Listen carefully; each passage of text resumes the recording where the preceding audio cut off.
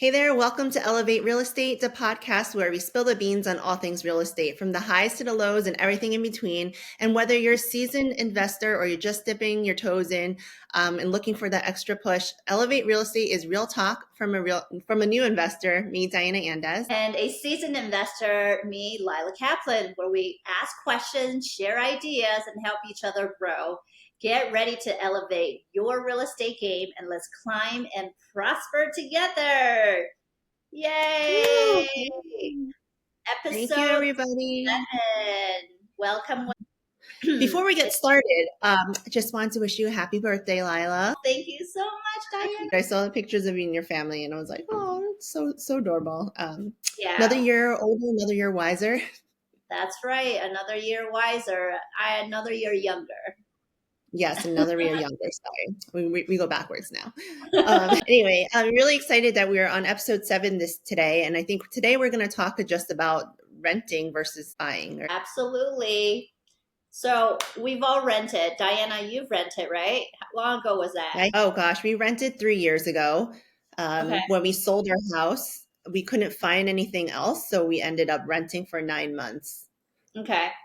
How was that experience? Well, imagine 4 people and 2 dogs going from, 20 going from a 2,600 square foot, give or take, house with a lawn to now a tiny apartment that was maybe, I don't know, 800 square feet Yeah. on all of us in one room. That was a tough adjustment. Yeah, But absolutely. Well, I mean, definitely. we've all rented, right? At some point in our lifetime, and rentals are definitely great as we start our career. But we would love to chat a little bit today about why it is beneficial as you grow older to start buying rather than renting. So I actually do know a couple of friends of mine who are still renting. I won't mention who they are, but based on circumstances, unfortunately, they are not at that stage to buy anything yet. But, just in Colorado, if you live in Colorado, before you commit to renting, you have to consider that renting can cost you more than 50% than owning a house here. Isn't that incredible? Yeah, it's a crazy how much rent, and even in our area, like rent prices have just gone up. So when you actually look at like renting versus buying, like, to me, it's a clear choice, but I do also have friends who are still in that rental market and not buying. Yeah. So we're going to talk about 5 reasons why you should own a property rather than rent a property. And the first one is going to be pretty obvious: equity building, right? So, I'm definitely in a very pricey, market. And rent has gone up pretty significantly as well. We do have some housing shortages, but owning in Colorado is definitely going to help you to build equity with every mortgage payment that you make, right? As soon as you make that mortgage payment, you're already putting more equity into the property, in addition to the market appreciation that we gain here in Colorado, which is pretty a little bit higher than what the average is in the market. So what's the appreciation rate in your market? So in Montgomery, the typical home value has appreciated year on year around 3 to 5% the last few years. So it definitely is growing, and it's a great investment if you want to build equity. Absolutely. So instead of paying somebody else's mortgage, right, you're actually paying yourself by building that equity. Because ultimately, you hear this all the time,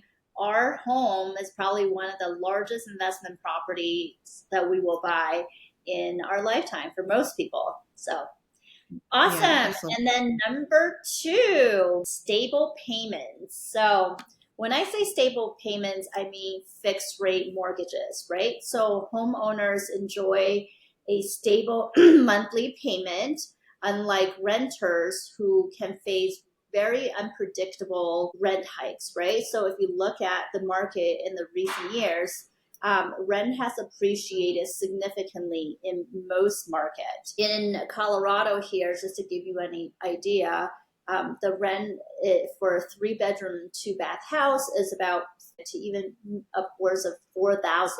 In some markets, in some markets, it might be a little lower. Rent has been consistently going up in the last couple of years. Now it has stabilized a little bit, but what we're hearing in the market is that the rent will continue to hike up by the end of 2025 into 2026 as well. So being a renter, you don't have the control over how much you pay to your landlord. Your landlord controls how much you have to pay them on a monthly basis. And so when we talk about stable payments is the fact that you have a fixed payment every single month and that doesn't go up. Yeah, and I think that's a really good point, Lila, because with the housing shortage in our area, there's also a rental shortage. So I have seen those prices go up consistently, and every time a renters up their leases due, usually people sign like a 1-year lease, that landlord has the opportunity to adjust their rental price to the market value. So unfortunately, to your point, it's not a fixed payment. What you're paying now could be different for next year. And actually, I just showed a rental last week. It was a 1-bedroom rental in Montgomery, and that rent price started at $2,300 for 1 bedroom. And we don't even see 3-bedroom opportunities here. So it's really 1-bedroom or 2-bedroom, and a 2-bedroom is already $3,000. Do you want to put that money into rental, or do you want to put that money into a mortgage where you're actually building equity? One builds wealth and the other one drains it. Absolutely. That's a great point, Diana. All right, so we're moving on to reason number 3. So property appreciation. We kind of alluded to this a little bit earlier, but homeowners benefit from the potential property value appreciation, while renters miss out on this opportunity. Now, I'm going to use COVID, right? Definitely not a great example because it's a very unique situation.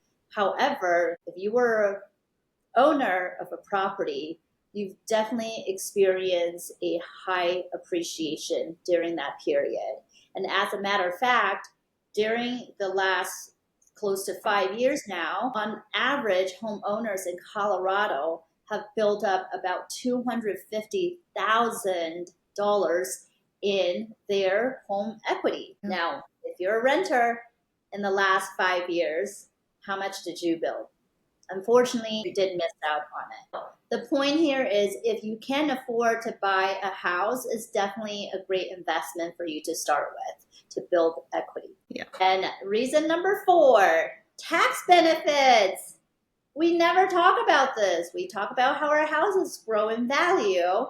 We talk about, our payments, our mortgage, but we never talk about tax benefit. And what are those tax benefits, you may ask? The tax benefits of owning a home comes from a couple of key things. So one is mortgage interest. The mortgage interest can be deducted off of your taxes up to an interest loan of $1 million. The second thing that you can also deduct on is property tax. So this deduction is capped at 10 for those whose married file jointly. Any energy efficient upgrades, or if you work at home, which a lot of people do now, after COVID, the home office can also be a deduction as well. Any home improvements or any interest on a home equity line of credit can also be tax benefits of owning a home. So that's a lot, guys. Think about it. This is why in Colorado, most renters are losing 50% than somebody who owns a home. And last, not the least, the 5th benefit. And reason number 5, purchasing a house is investing in your wealth. It's an investment in your future. You're building equity and you're building wealth in your life. A lot of us think about investing in the stock market, mutual funds, maybe index funds. Those are asset classes that we don't necessarily control. We don't necessarily get any tax benefits. It does appreciate in value. But again, that lack of control sometimes can be also a disadvantage versus investing in real estate, whether it's your primary home or your investment properties. you can control these assets. You can control the fact that you can push up the rent over the years. You can control the fact that you're paying down your mortgage and creating equity appreciation in your properties, and also leave a legacy for your children, right? So, many times we know families who have lived in the same house over and over again. When the parents pass away at an older age, these properties are given to their kids. So that's actually leaving a legacy to your children as well. And that could be a benefit too. Yeah, So absolutely. these are the 5 reasons of why we think that being an owner of a property, a homeowner versus a renter, can be beneficial. Now, we understand not everybody can be in a position to buy a home right now, but if you are thinking about buying or want to buy a property in Colorado or New Jersey where Diana resides, then please give us a call. My number is 347-497-2760. Love to hear from you. And Diana, what's your contact information? You can reach me at 908-812-1816. And I just want to remind you guys that even though home ownership might seem like, oh, how could I ever afford it? There's a lot of great programs for first-time home buyers, and you could put down as little as 3%. So make sure you talk to a lender, because your dreams of owning a home are probably closer than you actually think. Okay. Thank you so much for joining us today on episode 7, and we'll see you guys on episode 8. Thank you. Bye.